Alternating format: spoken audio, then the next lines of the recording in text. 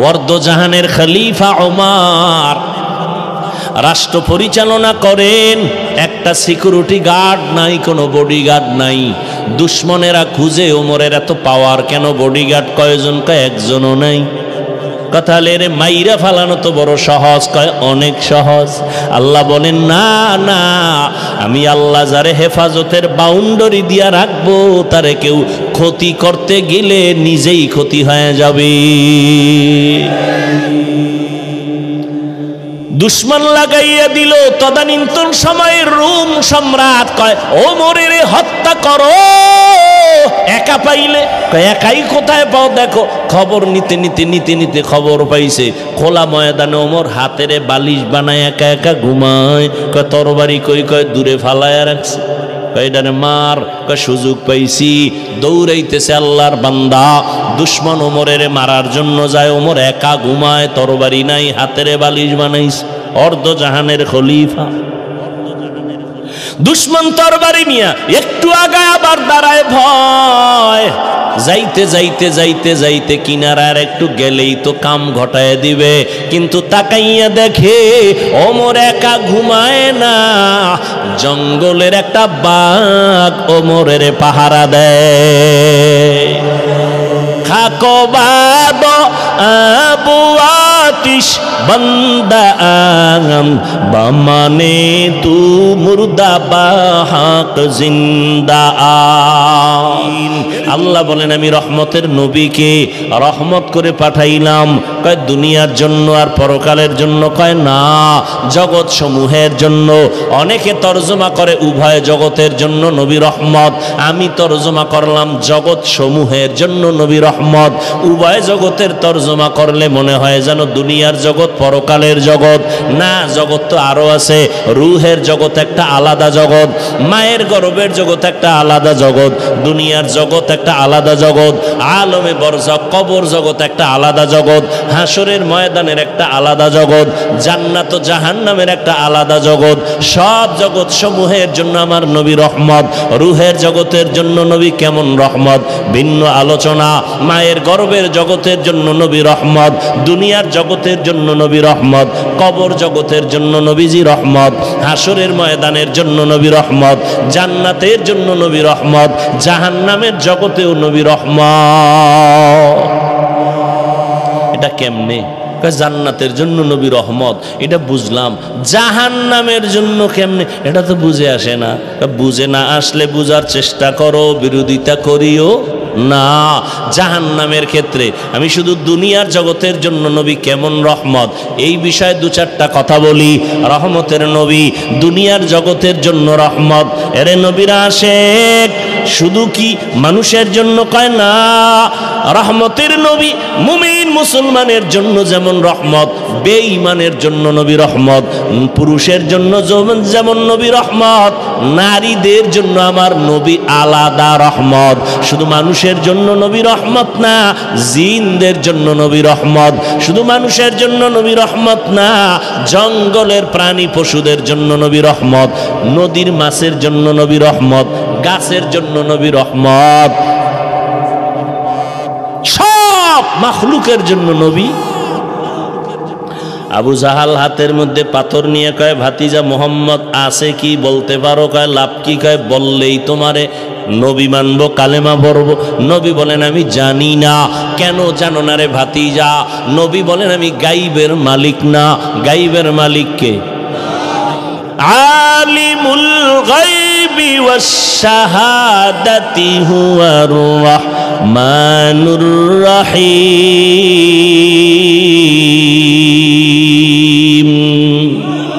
গাইবের মালিক কে?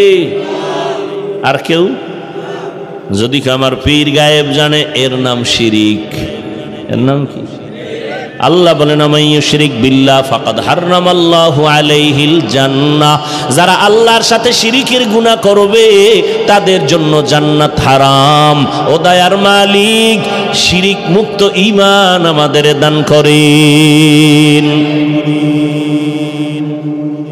আবু জাহাল বলে আমার হাতে হাতে কি আছে? নবী বলে আমি জানি না। নবীজি বললেন হাতের মুষ্টিতে যা আছো তোমরা একটু আওয়াজ দাও।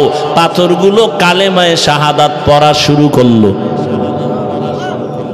কপাল খারাপ, আবু জাহিল্লা পাথরগুলো মাটিতে ফালায় কয় মোহাম্মদ বড় জাদুকর। কপালে কি নাই? من يهد الله فهو المهتد ومن يضلل فلن تجد له وليا مرشدا। এর যুবক ১৫০০ বছর আগে রহমতের নবী বলেছেন, যুবকেরা আমি মুহাম্মদের উপকার করেছে, বুড়ারা আমি মুহাম্মদের বিরোধিতা করেছে। ও যুবক বাবা, আজকে তোমার মধ্যে নবীর আদর্শ নাই কেন? আমি যে এতক্ষণ তোমার সামনে বয়ান করতেছি, কুত্তার মতো চিল্লাইতেছি, কুত্তার মতো দৌড়াইতেছি, আমি একা না, সব আলেমরা তোমাদের পেছনে দৌড়ায়। আজকে যদি তোমাকে বাদ দিয়া উচিত ছিল ওই চট্টগ্রামের পাহাড়িয়া এলাকায় যায় বয়ান করা, যেখানে মানুষ মুসলমানের খ্রিস্টান বানায়। আজকে বয়ান করা দরকার পঞ্চগড়, যেখানে কাদিয়ানি বানায়। কিন্তু ওখানে যাওয়ার সময় কই? ফজর থেকে দৌড় শুরু হয় আসর পর্যন্ত, আসর থেকে মাগরিব, মাগরিব থেকে এশা, এশার পরে সারা রাত 12টা মাস মুসলমানের পেছনে দৌড়াইয়া পায়ে ধরে ধরে ধরে ধরে বলি আমার দলে আসো। একবারও বলি না আমি 5 কল্লি টুপি মাথায় দিয়েছি, ভিন্ন টুপির বিরুদ্ধেও বলি না, হিংসা করে সালাম বন্ধ করি না। আমি কওমি মাদ্রাসার সন্তান, কোনোদিন স্কুল কলেজ আলিয়ার বিরুদ্ধে বলি না। আমি তাবলিগের লাইনের সন্তান, আমি বলি না তাবলিগ করো না হয় জাহান্নামে যাইবা। আমি পীরের লাইনের সন্তান, একবারও বলি নাই তুমি অমুক পীরের কাছে যাও না হয় জাহান্নামে যাইবা। কিছুই বলি নাই। এত চিল্লা চিল্লি কইরা বিনয়ের সাথে একটা কথাই বলতে চাই বাবা, যেই লাইনে থাকো বাধা নাই, যেই তরিকায় চলো বাধা নাই। ব্যবসা করো আলহামদুলিল্লাহ, চাকরি করো আলহামদুলিল্লাহ, স্কুলে পড়ো আলহামদুলিল্লাহ, কলেজে পড়ো আলহামদুলিল্লাহ, ডাক্তার হও আলহামদুলিল্লাহ, ইঞ্জিনিয়ার হও কোনো বাধা নাই, একজন প্রফেসর হও বাধা নাই, একজন ডাক্তার হও বাধা নাই। তবে দাবি আমার একটা, বেয়াদব হইও না। তোমার ব্যবহারে যেন মা বাপ কখনো কষ্ট না পায়। ও যুবক, তোমার আচরণে যেন কোনো শিক্ষক কষ্ট না পায়, তোমার ব্যবহারে যেন কোনো আলেম কষ্ট না পায়, তোমার ব্যবহারে যেন কোনো মুরব্বীরা কষ্ট না পায়। তুমি এমন একজন ডাক্তার হও যে দিনের উপকার হবে, উম্মতেরও ফায়দা হবে, এবং তোমার সম্মানটা মরিয়া গেল মানুষ দোয়া করবে তোমার সম্মানের সাথে। যদি এমনটা হতেই চাও, 2টা জিনিস তোমার লাগবে, লিখে রাখ। 2 জিনিস না থাকলে ডাক্তার হতে পারবি, জীবনে সম্মানের জীবন পাবি না। ইঞ্জিনিয়ার হবি ঠিক, সম্মান জীবনে পাবি না। হ্যাঁ, সম্মানিত ডাক্তার যদি হতে চাও, সম্মানের জীবন নিয়ে যদি ইঞ্জিনিয়ার হতে চাও, জেনারেল লাইনে থাকো আলহামদুলিল্লাহ, তবে সম্মান বড় দামি জিনিস। এটা পাওয়ার জন্য 2টা জিনিস তোমার লাগবে। কয়টা? 2 জিনিস লাগবে। 2 জিনিস না থাকলে আল্লাহর কসম সম্মানের জীবন পাবি না। এবারটা সম্মানের জন্য সার্টিফিকেট লাগে না? লাগে। সম্মানের চাবি কার হাতে? না কোনো দুনিয়ার সরকারের হাতে? দুনিয়ার সরকারের কাছে যদি চাবি থাকতো সম্মান কমানের, তো আমাকে হুজুরগো কবে কত আগে ভাড়াইয়া মারতো। কি চাবি কার হাতে? আল্লাহর হাতে চাবি। এই জন্য তাকাইয়া দেখছো কত সার্টিফিকেট ওয়ালারও সম্মান নাই, আর সার্টিফিকেট নাই আল্লাহ তারে অনেক সম্মান দিছেন, আছে না নাই? মাওলার খেলা বড় কঠিন। আমার আল্লাহর কুদরতের কারিশমা তোমার বিবেকের সব উল্টা। 2 জিনিস অর্জন করিও। জীবনে ডাক্তার হলো, সম্মান তোমার সবার উপরে থাকবে। প্রথম লাগবে তোমার সুস্থতা। কি ঘুমাইতেছেন? প্রথম কি? দ্বিতীয় লাগবে তোমার সুন্দর চরিত্র। কি এই দোনোটারে গজব করছো মোবাইল দিয়া। একটু চিন্তা কর, এই বেটা যুবক বাবা, একটু চিন্তা কর, রাগ করিস না। পৃথিবীতে যত তুই বন্ধু পাইছ সব স্বার্থপর, খোদার কসম সব স্বার্থপর। আল্লাহর কসম করে বলি, নিঃস্বার্থ এই জমিনে তোর একমাত্র বন্ধু ওলামায়ে আহলে হক। এরা সব নিঃস্বার্থ বন্ধু, এদের কোনো স্বার্থ নেই। এই তুই আমারে গালি দাও জানি না, কথা হয় না, কি পরিমাণ গালি দাও, কি পরিমাণ বিরোধিতা করো, এরপরও কোনো প্রতিবাদ করি না। দেখলে সালাম দেই, বাবা কেমন আছো, বাড়ি কই, হাসি মুখে। ইমামের বিরুদ্ধে কত কথা, ইমাম কোনো দিন রাগ করে না, বরদোয়া করে না, গালি দেয় না। বেতন দেয় 10,000 6 মাস বাকি, কোনোদিন ইমাম সাহেব মানব বন্ধন করছে? জুমায় কইছেনি যে বেতনটা টাইম মতো দিবা, নাইলে আসর থেকে সূরা উল্টা পড়া হবে। নিঃস্বার্থ তোমার একমাত্র বন্ধু আলেম। এরে যুবক, দুই জিনিস তোমার লাগবে সম্মানের সাথে যদি তুমি জীবন চালাইতে চাও। এক নাম্বার কি বলছি? সুস্থতা। রাতের ঘুম হলো সুস্থতার জন্য মহা ঔষধ। এটারে জবাই করছো কি দিয়া? বাস, এখানে কোনো অস্টাজ লাগবে না, এটা ডাইরেক্ট ওয়াজ। আর এটা আমাকে হুজুরে ওয়াজ না। গুগলে ঢোক, মোবাইল তো আর ছাড়বি না, জিব্রাইল আইলো। তাহলে আকাম না করে দিয়ে একটা ভালো কাজও কর, গুগলে ঢুইকা সার্চ দে রাতের ঘুম শরীরের ঔষধ কি হিসাবে বা কোন অংশ, সব ডিটেলস চলে আসবে। রাতের ঘুম শরীরের মহা ঔষধ, তবে রাতের প্রথম অংশ না, শেষ অংশ না, মধ্যাংশের ঘুম হলো শরীরের মহা ঔষধ। তুমি চরিত্র এত সুন্দর, একটা কলঙ্কের দাগ নাই, কিন্তু চাকরি পাইছো ভালো, বেতন কত হাই স্কেল, কপাল খারাপ, তুমি অসুস্থ। এক সপ্তাহ নাই, কেউ নাই, কেন কয় স্যার অসুস্থ, করে রিজাইন দিতে বল। তাহলে সুস্থতার দাম কত? কিন্তু তুমি সুস্থ, তোমাকে মেডিকেলে বারবার চেক আপ করার পরে এক বিন্দু কোনো রোগ ধরা পড়ে নাই, কিন্তু রোগ আছে একটা, চরিত্র খারাপ। চাকরি মেয়াদ বাড়বে, তাহলে দুই জিনিস লাগবে, সুস্থতা, সুন্দর চরিত্র। সুস্থতার জন্য লাগবে একটু রাতের ঘুম, চরিত্র ঠিক করতে হলে লাগবে একদিকে মোবাইল ছাড়ো, অন্য দিক থেকে মদিনাওয়ালার আদর্শকে আঁকড়াইয়া ধরো।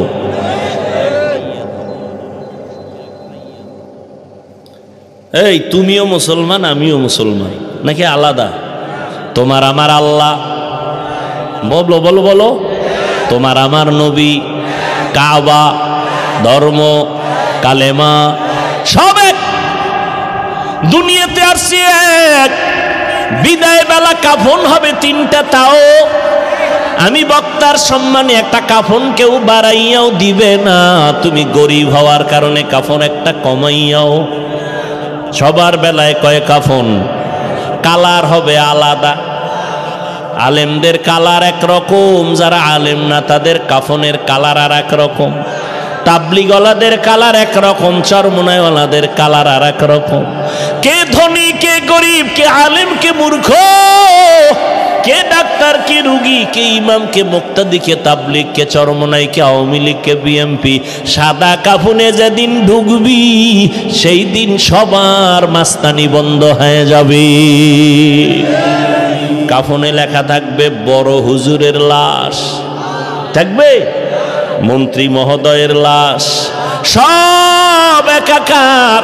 কবরের সাইজও হবে এক, নাকি নোয়াখালী, আপনাদের কুমিল্লা, লাঙ্গলকোটের মানুষের কবর 10 হাত লম্বা হবে। সবার কবরের সাইজও এক। কবরে প্রশ্ন হবে সবার বেলায় 3টা, তাও এক। আমাকে যেই প্রশ্ন, আপনাকেও সেই প্রশ্ন, বেঈমানেরও সেই প্রশ্ন, নারীকেও সে একই প্রশ্ন, পীরকে যেই প্রশ্ন, মুরিদেরও সেই প্রশ্ন। 3টা প্রশ্ন সবার বেলায় এক। রবের পরিচয় দাও, ধর্মের পরিচয় দাও, রহমাতুল লিল আলামিনের পরিচয় দাও। দুনিয়ার নিয়মের উল্টা। ক্লাস 1-এর প্রশ্ন আলাদা, 2 ক্লাসের ছাত্র ছাত্রীদের প্রশ্ন আলাদা, 8-এ যারা পড়ে তাদের প্রশ্ন 9-এ যারা পড়ে সমান। অথচ আমার মাওলার কুদরত কেমন! তুমি ধনী হও, গরিব হও, সাদা হও, কালো হও, শিক্ষিত অশিক্ষিত, আলেম মূর্খ, যেই লাইনে থাকো না কেন, প্রশ্ন সবার বেলায় এক তিনটা। রবের পরিচয় দাও, ধর্মের পরিচয় দাও, রহমতের নবীর পরিচয় দাও। এই প্রশ্নের জবাব শুধুমাত্র হুজুরেরা ছাড়া কেউ পারবে না। কি হুজুরে পারবে? গ্যারান্টি আছে। এই জন্যই তো জান্নাতের টিকিট হাতে পাইয়া আবু বকরের কান্নার আওয়াজ, ওমরে ফারুকের কান্নার আওয়াজ, যেই ওমর 27 বছর বয়সে রহমতের নবীর হাতে হাত লাগাইয়া কালেমার পতাকা ধরলেন কয় বছরে? জোরে কও। এই ওমর রসুলের হাতের বরকতে এত পাওয়ার পেয়ে গেছেন, রাস্তা দিয়ে ওমর চলতেছে, শয়তান ভয়ে অন্য রাস্তায় দৌড়ায়। যেই শয়তান আল্লাহর সামনে চ্যালেঞ্জের মোকাবেলায় দাঁড়ায় গেল, আর ওই শয়তান কারে ভয় পায়? এবার চিন্তা করেন ওমর বেডাটা কেমন। 27 বছরের মুসলমান, 27 বছর বয়সে নবীর হাতে কালেমা পড়ছে হযরত ওমর। কথার আগে তরবারি রেডি, শয়তান দেখলে দৌড়ায়। ওয়ার্দজাহানের খলিফা ওমর রাষ্ট্র পরিচালনা করেন, একটা সিকিউরিটি গার্ড নাই, কোনো বডিগার্ড নাই। দুশ্মনেরা খুঁজে ওমরের এত পাওয়ার কেন, বডিগার্ড কয়জন? কয় একজনও নাই। কথা রে মাইরা ফালানো তো বড় সহজ, কয় অনেক সহজ। আল্লাহ বলেন না না, আমি আল্লাহ যারে হেফাজতের বাউন্ডারি দিয়া রাখবো, তারে কেউ ক্ষতি করতে গেলে নিজেই ক্ষতি হয়ে যাবে। দুশ্মন লাগাইয়া দিল। তদানীন্তন সময়ের রোম সম্রাট কয় ওমরের হত্যা করো, একা পাইলে। কয় একাই কোথায় পাও? দেখো খবর নিতে নিতে নিতে নিতে খবর পাইছে খোলা ময়দানে ওমর হাতেরে বালিশ বানায় একা একা ঘুমায়। কয় তরবারি কই? কয় দূরে ফালায়া রাখছে। কয় এটারে মার। কয় সুযোগ পাইছি।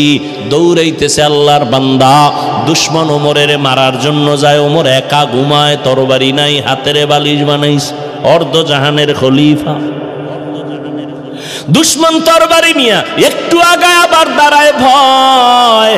যাইতে যাইতে যাইতে যাইতে কিনারার একটু গেলেই তো কাম ঘটায় দিবে, কিন্তু তাকাইয়া দেখে ওমর একা ঘুমায় না, জঙ্গলের একটা বাঘ ওমরের পাহারা দেয়। খাকো বাদ আবু আতিশ বন্দা আম বামানে তু মুর্দা বাহাক জিন্দা আদ। এরে যুবক, ওই ওমরের ইতিহাস ভুলে যাইও না রে বাবা। আমি তোমাকে একবারও বলি নাই স্কুল কলেজ বাদ দিয়ে আসো, মাদ্রাসায় হুজুর হয়ে যাও, পাগড়ি লাগাও, বলি নাই। ওখানে থাকো, ডাক্তার হও, ইঞ্জিনিয়ার হও, এসপি হও, ডিসি হও, এমপি হও, মন্ত্রী হও। আমাদের মুসলমান সব লাইনে লাগবে। আমাদের মুসলমানের জন্য গৌরব ডাক্তার হওয়া, ইঞ্জিনিয়ার হওয়া। না গৌরব না? ডাক্তারি পড়তে গিয়া ও বাবা তোমার কাছে দাবি আমার একটা, রহমতের নবীর আদর্শের মালা গলায় লাগাও। মা বাবার সাথে বেয়াদবি করবা না, আলেমের দোয়া নিয়া পরামর্শ নিয়া নবীর তরিকা মানিয়া চলো। 5 বেলার নামাজ পড়ো, নবীর তরিকা মানিয়া জবানটাকে হেফাজত করো। কারো ক্ষতি করবা না, কারো বরদোয়ার তলে পড়বা না, আলেমের পরামর্শ নাও, মা বাবার দোয়া নিয়ে চলো। আল্লাহর কসম, মা বাবার দোয়া ছাড়াই চেয়ারে বসতে পারি নাই। মা বাবার কান্না আর দোয়া ছাড়া তুমি পরীক্ষায় পাশ করতে পারো নাই। মা বাবার চোখের পানি দোয়া ছাড়া তুমি টাকাওয়ালা হতে পারো নাই, ব্যবসায় লাভবান হতে পারো নাই। মা বাবার দোয়া চোখের পানি। ওই মা বাবারে কষ্ট দিবা না। আর যেই শিক্ষক তোমারে হাতে কলমে কষ্ট করে মানুষ বানাইছে তার সাথে বেয়াদবি করবা না, মুরব্বীদের সাথে বেয়াদবি করবা না। মনের কষ্ট তোমার জন্য বড় অভিশাপ।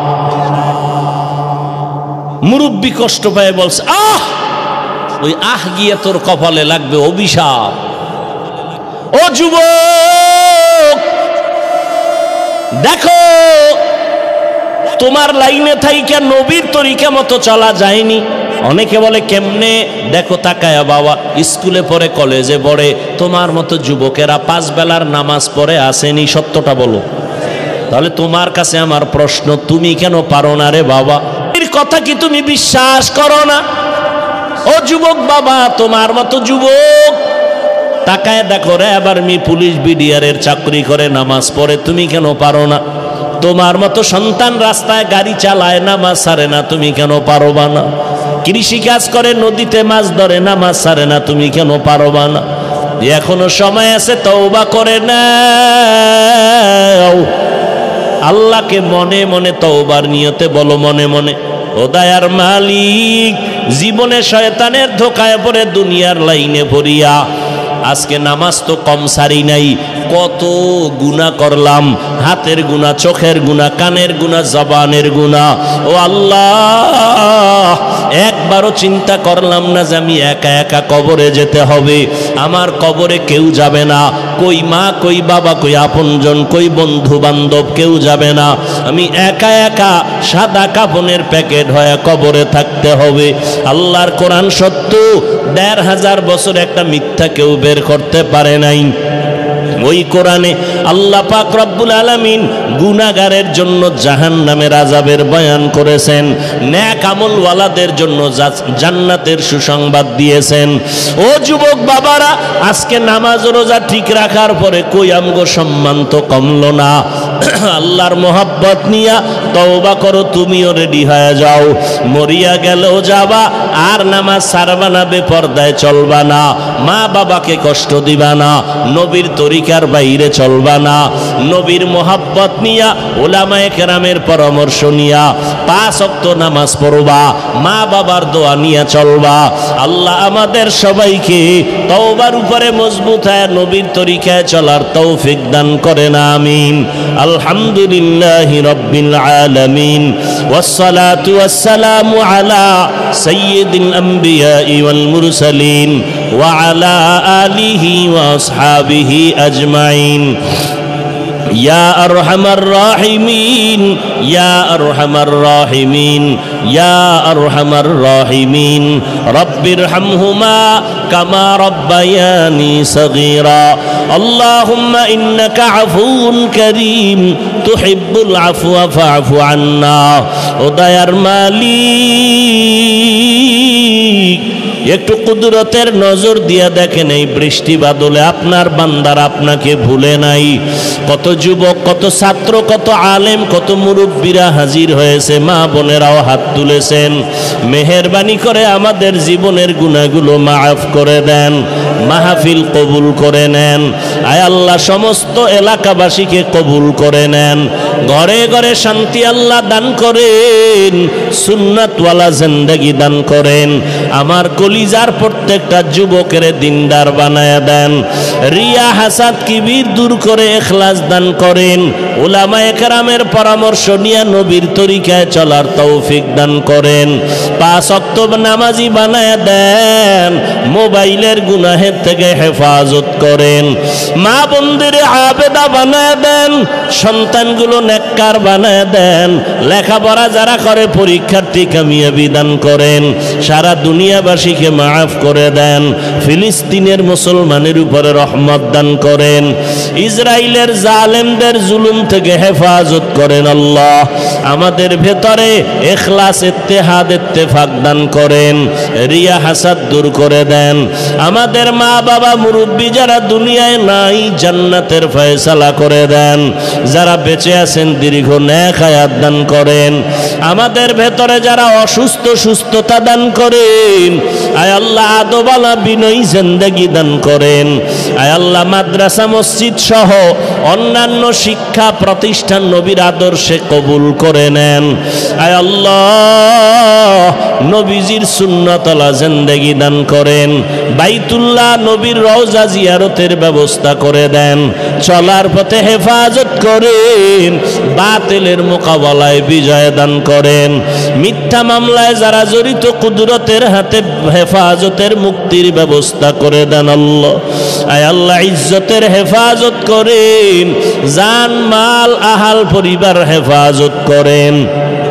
মুখালিফের মুআফিক বানায় দেন। জাহিরি বাতিনি দুশমনদের চক্রান্ত থেকে হেফাজত করেন। আয় আল্লাহ ইজ্জতওয়ালা জিন্দেগি দান করেন। সারা দুনিয়ায় খেদমতের জন্য কবুল করে নেন। সুস্থতার নেয়ামত আমাদের দান করেন। 5 ওয়াক্ত নামাজ বা জামাআত আদায়ের তৌফিক দান করেন।